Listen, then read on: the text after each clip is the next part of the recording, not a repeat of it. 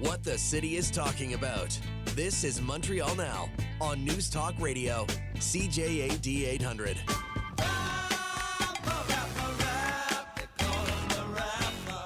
That is James MENNIE. He is over at the Montreal Gazette. Jim, I don't know if you heard the song today playing outside the Prime Minister's office. Here it is in case you missed it. Oh, you got to let me know. Should I stay or should I go?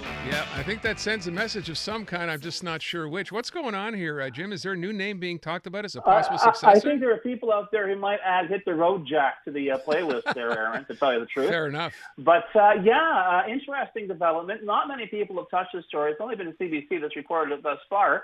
But Frank Bailiff, a former Liberal MP for the West Island, Pierre-Paul Roxborough, an enormously successful businessman, has said he is interested. He would be interested in signing for the leadership if it happens that Trudeau goes. He's taking a look at what happens. I mean, what's been going on. What happened on Monday night obviously was the straw that I think broke a lot of people's back. But what's fascinating about this guy, and he sounds too good to be true, certainly for our listeners, is that he is foursquare against Bill 96. He's foursquare against Bill 21, and he said so publicly.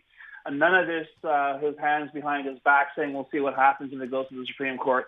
Not much wondering there, which I think right off the bat would be a breath of fresh air for a lot of Liberal supporters in this province, and not necessarily just those who speak English, but to see someone who actually, understands the job of being in federal government is to make sure everyone across the country gets a fair shake, as opposed to whoever, it shouldn't depend on who your premier is.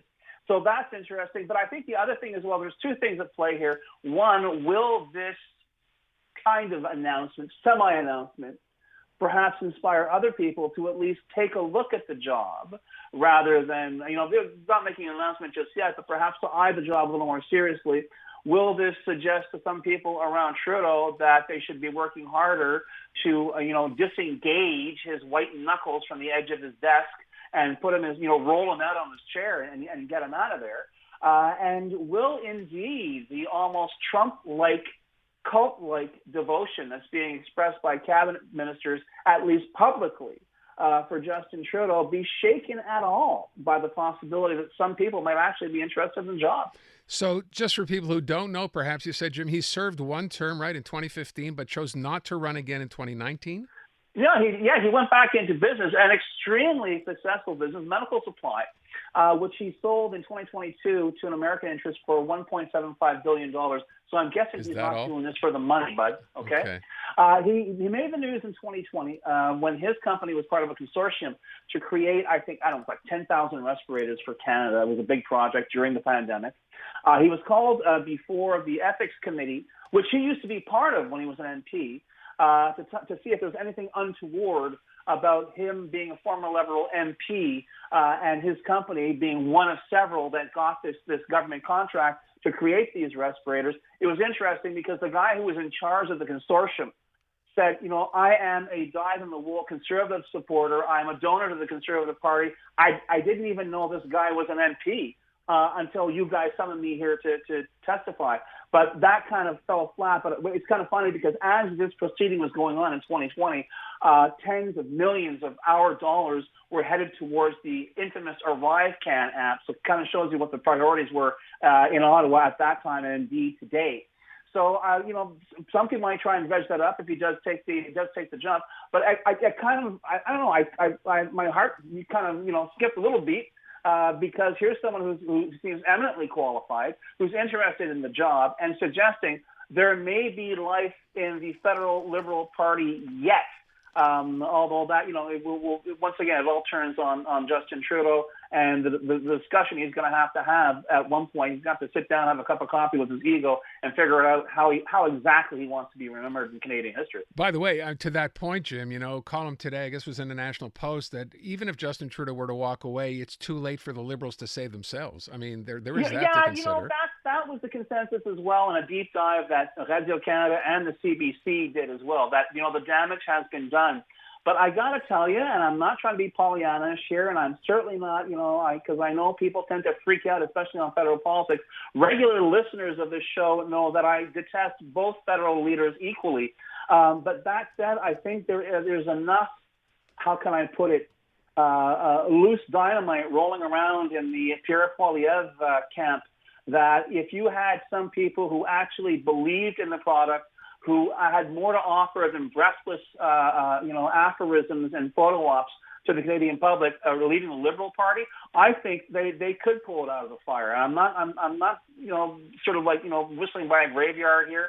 I'm just saying that I think that the biggest stumbling block, the biggest obstacle to the Liberals actually recovering their fortunes in time for the next election is Justin Trudeau. How long he wants to stay there and guarantee their demise, if he does stay there, is up to him. But I really think those who are saying that the point of no return has been passed, I think are even being more pessimistic than I am, and that's pretty pessimistic. So let's move from federal to provincial. What is this, a meteoric rise for François Legault in popularity from second worst in the country to third worst premier, am I right? Yeah, Angus Reid does these quarterly polls, and I remember we talked about this the last time the last one came out in the spring. He was the least popular premier in all of Canada, compared to the popularity of all the other premiers. But what I find intriguing is now he is the third least popular out of 10. But what does this mean? Because, Angus Reid uses a different online panel than, say, Léger. I wonder what this means in terms of the popularity of someone like Paul Saint-Pierre Plamondon of the Parti québécois, who right now is not front and center. He does well when he sounds smart on traditional media. And it's quite the opposite. As long as François Legault keeps his mouth shut, his numbers tend to rise. But it's going to be interesting to see if François Legault, simply by being perhaps more discreet, manages to nudge his numbers, his personal and party numbers up slightly, simply because without that constant comparison between the PQ leader and the CAC leader, he may benefit from that. After all, he's the incumbent. He's running the table, for until the next general election. And even though we today are very angry over, yet another element of Bill 96, Le Grand Québec is not exactly paying attention to that in spades at the moment. And I think that to a certain extent, there may be a breathing space for François Legault this summer. As I say, as long as he keeps his mouth shut. If he doesn't, if he turns around and starts saying more, enormities, either targeting immigrants as being the source of all problems, or you're under attack. I think Quebecers really are rolling their eyes and shrugging at this point. But you never know. He might be able to turn it around. Let me ask you one other thing. So we're going, kind of across the board here, federal, provincial, municipal. I know the mayor had a press conference today, apparently addressing a lot of different issues. One of them was her giving a stern message about Victoria Square. We also found out that a journalist there yesterday at that encampment had water thrown on him, right? Yeah. So do you think, based on her stern message, anything changes here? I don't know. I mean, I'll know something changed when the cops move in and move the camp.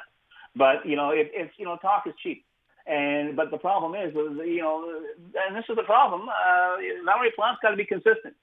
You can't have one set of rules for McGill and another set of rules for Victoria Square, especially since Victoria Square is, by definition, a far more public piece of real estate than McGill. As I say, I think we are going to see motion from City Hall and the Montreal Police Department when things start to expand, when perhaps there are homeless people showing up at the Victoria Square encampment, as was the same play that they did, 15, 16 years ago when it was Occupy Wall Street at the same site. That'll get them to shut it down. But it just goes to show you, I mean, I really don't think as Patty Laguerre, the police chief, and Valerie Plante, the mayor, were talking about McGill in such, glowing terms of, protection of rights and this and that, and we'll do things peacefully. I don't think they had it even in the back of their mind that someone would turn around, do an end run, and put up another encampment. Yeah. But you know what? I think we haven't seen the last of that either, Aaron. I think Victoria Square will be the start of perhaps a series of these camps for no other reason than to see how many times you can poke the city in the shoulder and get away with it. Couldn't agree with you more. I said this yesterday. I think all this is done, this city's hesitation or the police's hesitation to get this thing taken down just simply emboldens others to go ahead and do this over and over again. So I'm with you 100% on that, Jim. All right. I mean, this is okay. And as I say, even with McGill, with their famous controversial advertisement for their summer camp, I think I said they were dragging their coat then. They're doing it now, and I really hope in the end of it nobody gets hurt. Yeah. But I do see a confrontation down the road. James MENNIE at the Montreal Gazette. Thank you, Jim. Demain.